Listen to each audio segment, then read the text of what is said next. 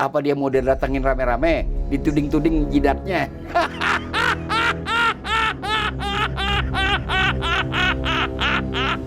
Opo sampean, opo sampean, opo sampean. Kondisi Cina dan Amerika ini kan sekarang makin bersih tegang nih. Iya. Pada saat seorang pemimpin Presiden Republik Indonesia menghubungi secara personal Xi Jinping, ini kan sinyal, Be. Yuk, gue bareng sama lo. Diperlukan bantuan, Kalau diperlukan bantuan, Indonesia siap. Ya. Dan Indonesia yakin China berkenan.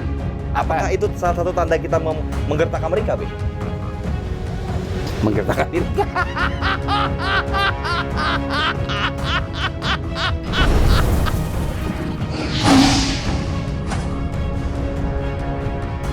Ya, assalamualaikum warahmatullahi wabarakatuh teman-teman semua. Balik lagi bersama gue Vasco Rusemi di Macan Idealis. Sekarang bareng Babe dan Sadi lagi. Gue mau diskusi sama Babe nih mengenai banyak hal. Ini penting, ada yang penting nih, Be. Jadi gini, Be. Jadi kemarin itu kan kita ngupload konten soal kami, Be ya. Kita ngupload konten video YouTube soal kami. Terus ada juga saya bicara sendiri juga soal kami. Di situ kan orang-orang berpikirnya, Be, kita nggak sepakat sama kami, gitu, Be. Banyak yang berpikir begitu. Jadi kan kita akhirnya coba saya jelaskan lagi, Mas. Saya bikin ngomong sendiri situ, Be. Kalau saya pribadi, bukannya nggak sepakat sama kami, tapi saya melihatnya kami itu, saya kurang setuju dengan kami dibentuk jadi satu organisasi kan gitu, Be. Babe kan gitu, arahnya kan gitu tuh, Be ya. Nah, dengan masuk, ibaratnya kalau bahasa saya tuh, Be, dengan kita masuk dalam satu chamber, otomatis itu lebih gampang terkontrol. Dan gerakan oposisi itu kalau gampang terkontrol jadi kurang baik lah, Be ya. Iya. Nah, Be, kalau pandangan Babe gimana, Be? Begini ya, ini kan KAMI ya, atau apa sih namanya itu? Koalisi Koalisi Aksi Menyelamatkan Indonesia. Itu bentuknya ya gerakan. Jadi Kreasi. Ya satu gerakan. Ya memang dia ada rule of game, ada yang dia istilahkan statuta kan. Lalu ada deklarasi yang berisi 8 tuntutan. Nah sekarang banyak sekali pesimisme dan rupa-rupa lah. Kita nggak termasuk, saya rasa. Kita memberikan pandangan-pandangan yang kritis. Ya. Macan Idealis memberikan pandangan-pandangan yang kritis tentang KAMI, ya kan? Kita lihat KAMI ini apa, tendensi apa. Kalau kita lihat lingkungannya adalah tendensi ke arah perubahan. Ya. Tidak harus ditafsirkan perubahan itu mesti berarti presiden diganti kan? Nggak mesti begitu, ya kan? Perubahan Lebih baik. yang ke arah yang lebih baik. Ya. Karena banyak orang berpendapat keadaan yang seperti ini harus dilihat dari awal dulu persoalannya apa, ya kan?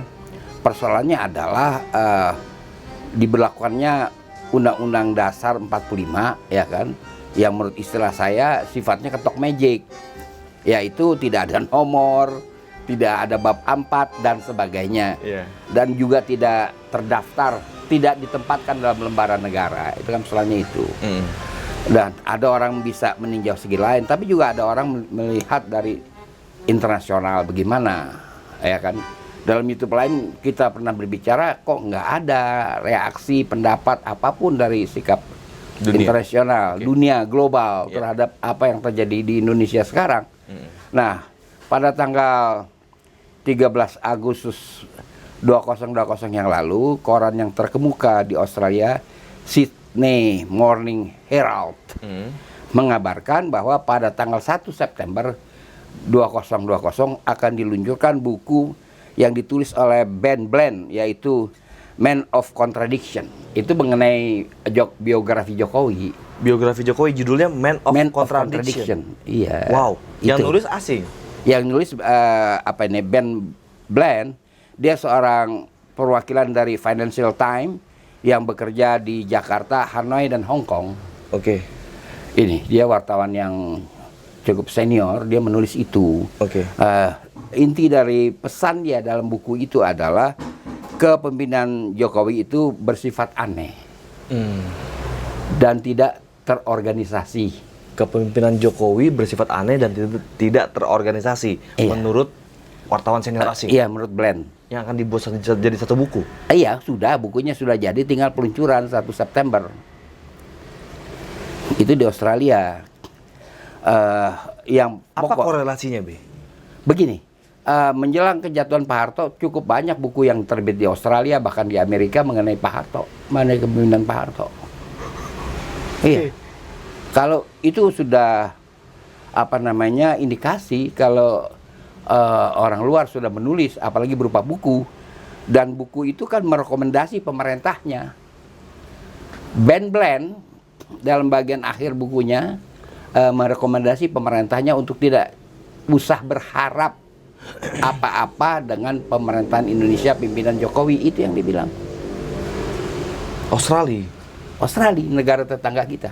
Oke.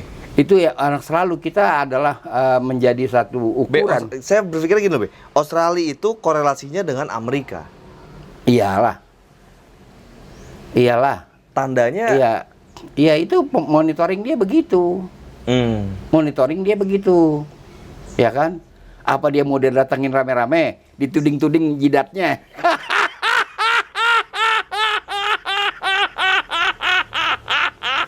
Opo sampean.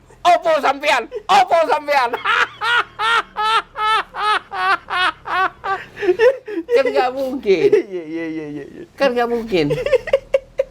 Ya kan? Iya. Itu Aduh, bubarkan gitu dia. iya, bubarkan. Iya. Iya. Udah kayak dia yang polisi. Iya.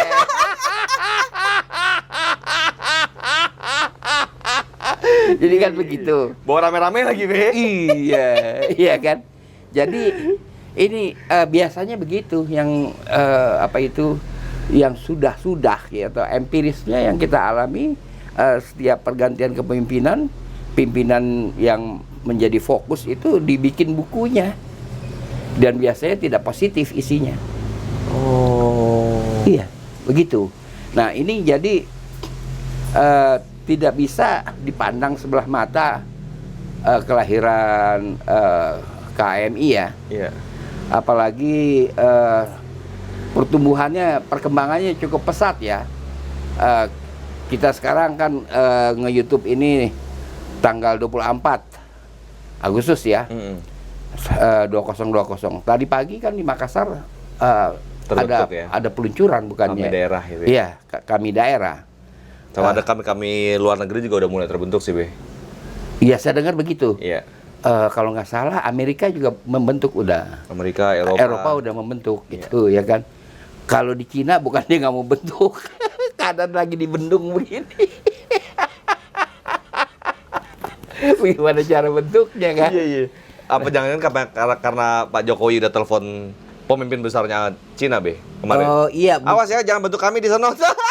Kalau yang dia baku telepon, Oke, bagus. dengan Xi Jinping itu bukan soal jangan bentuk kami di Cina, di Wuhan atau di Uighur. Bukan. Apa, Be? Itu soal apa kalau teleponnya itu dia mengatakan bahwa kalau itu diperlukan ya kan, Indonesia bantuan Indonesia kalau diperlukan bisa, itu aja. Dia menawarkan bantuan Indonesia kepada Cina ya, Be ya? Bisa. Iya, gitu. negara yang sangat bersahabat dengan Indonesia. Bisa berguna, ya kan, untuk menghadapin hal-hal yang berkenan. Nah itu jadi kita kehilangan konteks itu dalam rangka apa? Terus jawabannya Xi Jinping gimana, Be? Jawaban kepada Presiden kira-kira? Iya kan begini dulu ya. Begini dulu. Itu kan nggak jelas ya kan. Iya. Kalau diperlukan bantuan bisa. Kan gitu. Iya. Bantuan apa nggak jelas. Iya. Iya kan? Kemudian juga dia yakin Cina bisa menyelesaikan masalah berkenan. Iya. Masalah apa yang dari Cina? Dia ada banjir. Ya kan, rupa-rupa kan? Iya. Masalah apa? Iya. Indonesia berkenan. Nah itu konteksnya nggak ada. Jadi kita nggak bisa memahami. Lalu kita paling bisa menduga Xi Jinping apa responnya kan? Iya, responnya. Paling-paling dia nanya, opo maksudnya?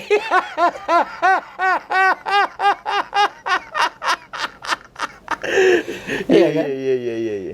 Jadi saya sendiri merasa pembicaraan per telepon ini apa perlu khabar, apa perlu diberitahu di ruang publik? Itu Be, apakah ini sinyal kita? Kan gini Be, kondisi Cina dan Amerika ini kan sekarang makin bersih tegang nih. Iya. Yeah. Dengan pada saat seorang pemimpin Presiden Republik Indonesia menghubungi secara personal Xi Jinping, ini kan sinyal Be. Yuk, gue bareng sama lo. Gue melawan, gue siap, misalnya gitu Be ya. Iya. Gue siap membantu lo Kalau di belakang. diperlukan bantuan, Kalau diperlukan bantuan, Indonesia siap. Iya. Dan Indonesia yakin China berkenan. Apakah itu tanda salah satu tanda kita menggertak Amerika Be? Menggertak Amerika?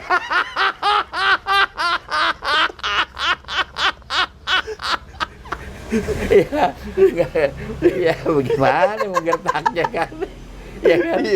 Enggak lah, enggak bergetak, tapi ya kan kalau khabar begini, terbuka begini di ruang publik itu bisa ditafsirkan kita tidak berpihak kepada Amerika, sedangkan kita kan bebas dan aktif. Iya. Nah itu semuanya bagi para pengamat adalah indikator-indikator penting, sehingga orang bisa melihat, oh pantas ada KMI gitu, orang luar ya, ada kami.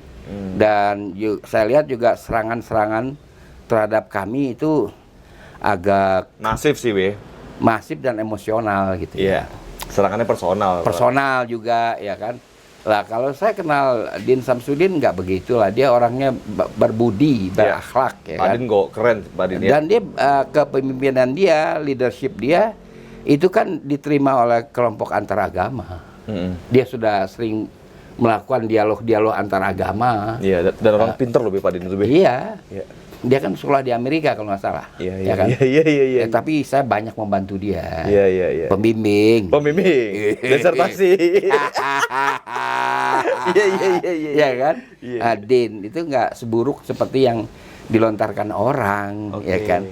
Nah, lalu juga dengan kami ini dikaitkan lagi dengan kehadiran Duta Besar Palestina. Itu masih tetap jadi perdebatan pembicaraan. Iya. Duta Besar Palestina mengatakan, saya kira benar, ya kan? Saya kira kata Dubes, ya kan? Ini perayaan 17 Agustus. Lah kemarin 17 Agustus itu. Kemarinnya kan bisa timbul pertanyaan ya kan, yang iya. mulia kemarinnya emang kagak hadir. Tapi beliau cuma datang 5 menit ya kan. Sebenarnya itu lebih dari cukup ya. Itu kan udah sinyal Be, tandanya Be kalau gitu Be. Dan dia ikut menyanyikan lagu Indonesia Raya kan, bersama hadirin, itu cukup lah. Kemudian dia pergi ya kan, itu cukup. Be, Palestina Be, saya kemarin lihat videonya Be ya. Gila loh Be, rakyat Palestina itu benar-benar cinta dan sayang sama Indonesia Be. Jadi ada video semacam kayak sosial eksperimen Be. Orang Palestina bikin YouTube, dia nanyain, datang ke salah satu, ini saya kasih kamu bendera Indonesia, kamu bakar saya kasih $100. Kamu mau apa tidak? Daripada saya bakar $100, lebih baik saya bakar bendera Amerika. Sampai kayak gitu misalnya Be, atau bendera Cina. Saya tidak akan, satu lagi, dites lagi semua Be. Saya tidak akan pernah mau membakar bendera Indonesia, karena Indonesia adalah negara sahabat kami, karena Indonesia adalah negara terbesar, negara Islam terbesar di dunia. Kayak gitu-gitu Be ya. Saya ngeliat Palestina yang kondisinya juga ekonomi kan lagi hancur deh Be. Kan dia diserang perang terus. Dia diberikan sosial eksperimen seperti itu. Dia nggak mau lakuin itu. Tandanya kan kecintaan dia terhadap Indonesia luar biasa, tinggi. Dia ikut apa namanya itu berperan membawa negara-negara Arab yang merupakan negara-negara yang memberi pengakuan pertama pada Indonesia. Jadi nggak ada niat lain ya kan. Siapa itu Duta Besar Palestina hadir ke acara kami ya kan, melainkan untuk menghormati negara dan bangsa Indonesia. Iya. Ya kan? Babe kan dulu pernah di sana waktu itu Be. Iya pernah, saya lihat tingkat kecerdasan tuh tinggi ya, elit-elit Palestina. Iya. Tinggi. Tahun berapa tuh Be dulu Be? Waktu itu saya lupa ya, nggak ingat, kalau nggak salah 1980-an lah kurang lebih. Saya kurang lebih pada tahun-tahun itu saya mengunjungi Palestina ya, dan menjadi tamu juga dari tokoh-tokoh PLO dan sebagainya. Kesan saya mereka orang-orang cerdas. Indonesia sangat dihormati di situ. Sangat dihormati.